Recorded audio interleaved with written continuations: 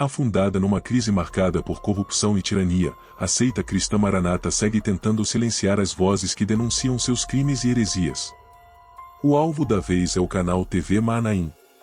Hoje, você vai assistir ao terceiro vídeo da série produzida pelo Pastor Solon, uma sequência com 16 episódios reveladores, que já está organizada numa playlist exclusiva, cujo link está fixado nos comentários. Solon gravou diversos conteúdos contundentes que expõem os bastidores sombrios da Maranata. Entre eles, estão trechos em que ele explica com detalhes os processos que levaram à prisão de pastores da própria seita. Hoje Solon explica a denúncia em que Gedeuti é acusado de ser o chefe da quadrilha que desviou mais de 50 milhões dos dízimos em valores atualizados. Temendo que essas verdades chegassem até vocês, a seita cristã Maranata entrou na justiça para derrubar o canal TV Manaim. O processo ainda não foi julgado, mas, por força de uma liminar, o canal está fora do ar, temporariamente. Mas nós não deixaremos vocês desinformados. Todo o conteúdo produzido por Solon será publicado aqui, na íntegra, vídeo por vídeo. A seita alega que o canal usava uma logomarca parecida com a deles, mas sabemos que isso é apenas um pretexto para tentar esconder a verdade do povo. Por isso, eu peço. Se esse conteúdo é importante para você, inscreva-se no canal, deixe seu like, compartilhe nos grupos, e principalmente, assista até o final. Você estará ajudando a espalhar informações que podem libertar quem ainda está preso dentro do sistema controlado por Gedeuti. E se quiser ir além, adquira a camiseta oficial do canal. Mostre que você também faz parte deste movimento que está desmascarando a mentira, e revelando aquilo que, por décadas, foi escondido.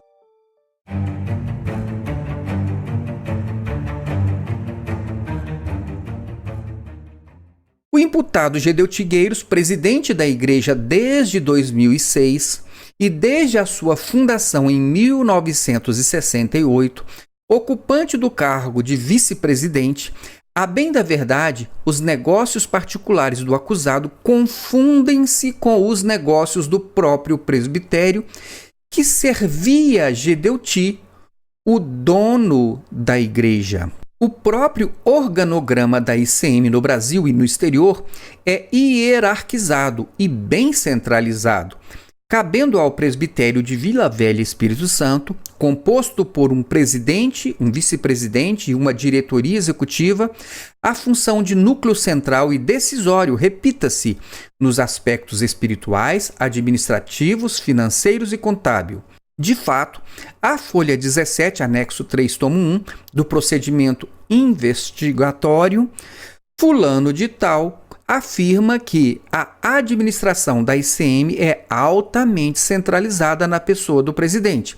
O primeiro denunciado, Gedeuti Gueiros, e do vice-presidente co-denunciado, Antônio, foi ressaltado que desde a fundação, a ICM possui tal característica e todas as decisões passam pelo presbitério, sendo que Gedeuti tinha a última palavra em todos os aspectos relevantes e decisivos da igreja. O que eu vou dizer? Eu não sei nem porque eu estou preso. Para melhor compreensão dos fatos, destaca-se o profissionalismo e a forma sorrateira com que o denunciado Gedeuti agia, pois não se encarregava, no mais das vezes, de praticar atos formais, a despeito de sempre ter exercido a presidência ou a vice-presidência da instituição em questão, delegando-os quase sempre aos membros da comissão executiva, sendo que cada um era responsável por uma pasta ou tarefa, bem como por cumprir e fazer cumprir as ordens do presidente. Tudo o que era decidido deveria passar pelo crivo do presidente Gedeuti Gueiros. O que eu vou dizer? Eu não sei nem porque eu estou preso. Que Gedeuti era detentor da última palavra em todos os aspectos, sendo que nada era decidido sem o seu aval. O que eu vou dizer? Eu não sei nem porque eu estou preso. Em razão da liderança que exercia na ICM, ainda quando era vice-presidente. Afirmar que Gedeuti Gueiros, até pelo cargo que ocupava, sempre exerceu o controle do núcleo central, revelando de forma unívoca a centralização de poder na ICM, sendo certo que o presidente ocupava o vértice da pirâmide do crime, O que eu vou dizer? Eu não sei nem porque eu estou preso. sendo detentor do domínio funcional e interlocutor visível da organização criminosa, O que eu vou dizer? Eu não sei nem porque eu estou preso. colocando-se como verdadeiro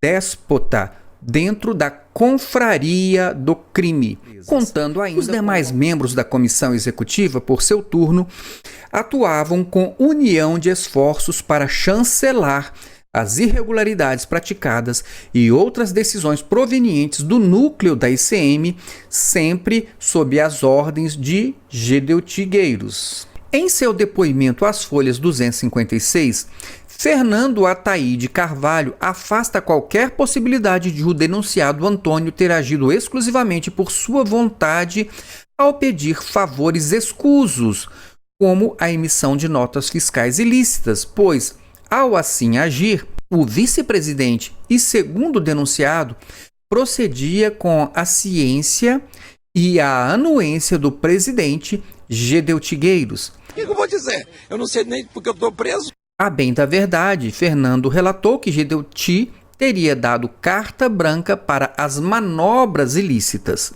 delegando e impondo a Antônio o dever de assinar os documentos pelo presbitério. O que eu vou dizer? Eu não sei nem porque eu estou preso. Sobre a liderança exercida por Gedeuti Gueiros, Fernando diz que o mesmo sempre conduziu as reuniões e delas todos participavam. Cita ainda o incremento injustificado de compra e venda de imóveis pela ICM para a realização de lucro, em uma verdadeira especulação imobiliária que foge completamente aos fins e propósitos de uma entidade religiosa, plasmados inclusive no artigo 1º do Estatuto da ICM, PES, folha 30, volume 1. Em seu depoimento às folhas 827 e 831, Fulano confirma que Gedeuti de fato manda e sempre mandou na ICM, nos aspectos espirituais, administrativos e de qualquer natureza, enfim. O que ocorria mesmo quando este ainda era vice-presidente, fazendo questão a testemunha de ressaltar o seu perfil dominador e autoritário. Fulano acrescenta ainda que a comissão executiva funcionava como colegiado meramente formal, pois a voz e o poder de decisão sempre estiveram concentrados na pessoa do presidente e nenhum dos membros ousava se erguer ou questioná-lo, sendo que quem falasse um A contra Gedeuti era expurgado da igreja, não tendo outra saída a não ser fazer um acordo, retratar-se, aceitar valores para se calar ou ser perseguido pelas pessoas ligadas ao presidente. Nos dias 4 e 5 de dezembro de 2012, tendo apontado como causa primordial das irregularidades ocorridas no âmbito da ICM o tipo de gestão desenvolvida por Gedeuti, que dita as regras de forma autoritária e faz valer os seus interesses e entendimentos, inclusive quando vão de encontro às deliberações da comissão executiva. À guisa de exemplo, mencionou o seguro de equipamentos de imóveis, contratado pela ICM por intermédio da empresa Pulso Corretora, de propriedade do pastor fulano de tal, cujas irregularidades não impediram que Gedeuti, mesmo havendo decidido a comissão pela suspensão, ordenasse a manutenção do acordo e dos pagamentos ao citado pastor, em razão da afinidade e proximidade que mantinha com o antigo presidente. Fulano apontou ainda que é comum a contratação de serviços por empresas de propriedade de membros da comissão, apesar dos impedimentos expressos no Estatuto, como no caso da Microlins e da funerária Primícias do pastor Wallace Rossetti, da Vila Med, do pastor Amadeu Loureiro Lopes e da Angular Seguros, do pastor Antônio Carlos Peixoto. A situação do ex-contador da ICM, fulano de tal, que continuou recebendo da igreja a quantia de R$ 5.000, mesmo após deixar de prestar os seus serviços, benesses determinadas por Gedeuti, e possibilitada através de esquema envolvendo outro ex-trabalhador do presbitério, o fulano, que emitia notas fiscais sem lastro por meio de sua empresa para justificar a citada saída de caixa. As folhas 1079 e 1091, o acusado fulano, proprietário da empresa Empilhadeiras Limitada, afirma que pode atestar a participação do vice e do presidente da ICM nas irregularidades, uma vez que Antônio admitia que pagava contas pessoais de gedeutigueiros com valores do presbitério. O que eu vou dizer? Eu não sei nem porque eu estou preso. Confirma que Antônio nunca agiu sem estar autorizado pelo presidente. Aliás, ninguém dentro da ICM, nem mesmo ele próprio. O que eu vou dizer? Eu não sei nem porque eu estou preso. Fulano de Tal exerceu trabalho voluntário no Manaim de Domingos Martins e percebeu irregularidades como desvio de recursos do ICM para contas particulares do administrador anterior e familiares do mesmo, bem como favorecimento a membros da comissão executiva.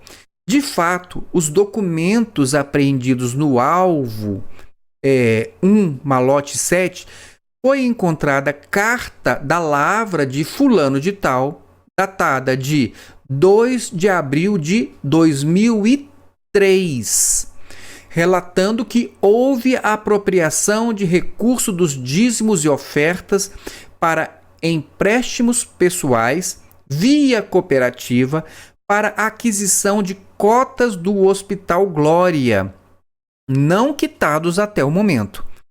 A respeito desses e outros negócios, por várias vezes manifestei diretamente ao nosso pastor Gedeuti a minha discordância. O que eu vou dizer? Eu não sei nem porque eu estou preso. Mas sabemos que nesta comissão e no meio do nosso povo, os comentários se alastram como praga na plantação. Percebendo os ilícitos cometidos, relatou-os, tendo por essa razão sofrido ameaças e resistências que partiam inclusive da comissão executiva, especialmente de Antônio Carlos Peixoto, que à época era tesoureiro e assinava os cheques e ordens de pagamento. Fulano corrobora o que já havia sido relatado por outras testemunhas no sentido de que gedeutigueiros não assinava documentos, somente os que lhe interessava. No dia a dia, quem rubricava documentos era Antônio ou fulano de tal, mas sempre com a anuência de Gedeuti, liame subjetivo. Fulano afirmou que chegou a participar de diversas reuniões no presbitério, inclusive as costumeiras, que sempre ocorrem nas noites de quarta-feira, mas as reuniões só ocorriam com a presença de Gedeuti. E sem a presença deste, nada era decidido ou discutido, ficando a reunião limitada a grupos de oração.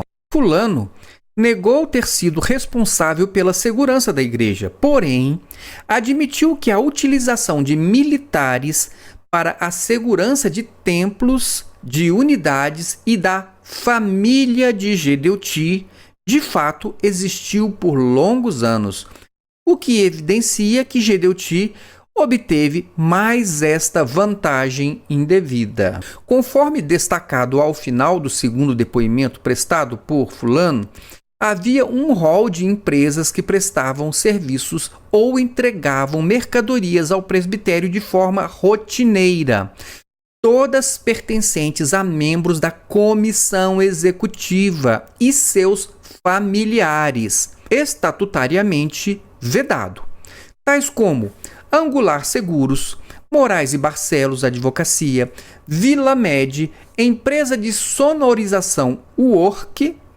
de propriedade do sobrinho de Gedeuti. O que eu vou dizer? Eu não sei nem porque eu estou preso. O presbitério adquiriu um terreno pelo valor de R$ 1.837.500, onde funcionava a empresa Brasem Brasil Depósito S.A., de propriedade do acusado Antônio Carlos Oliveira e Carmo de Paula, subordinado de Antônio no almoxarifado, conforme documentação constante do alvo 11 do mandado de busca e apreensão.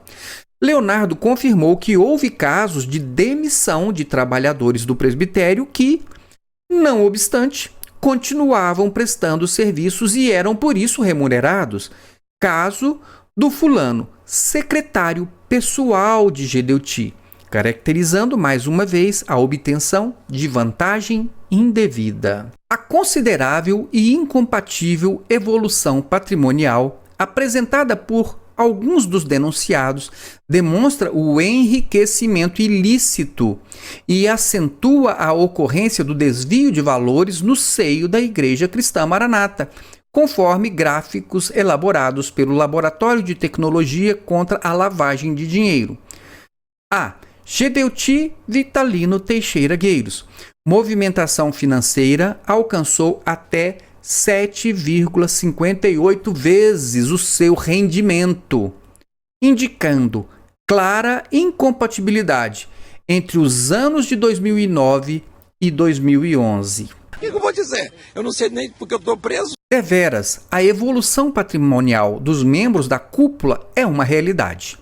Inclusive, foi mencionado um fato concreto por uma das testemunhas consistente na aquisição por parte de Gedeuti Gueiros de um imóvel situado em uma valorizada área do shopping da Praia da Costa, onde se instalou uma agência da Caixa Econômica Federal.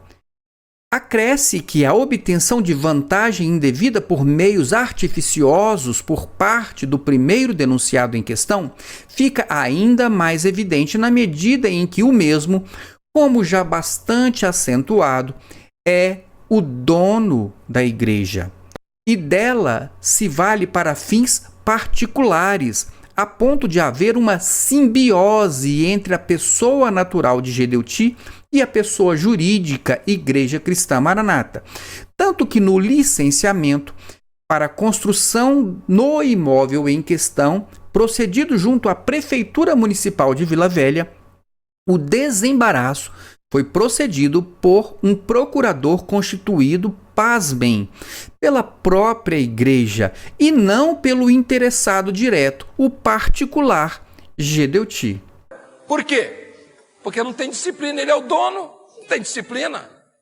Então eu erro aqui, eu falho aqui, amanhã estou de volta aqui, perdoou a ele mesmo e continuou. Quem ficou lá tinha vergonha? Você ficava? Mas sabe o que aconteceu? Um povo decepcionado.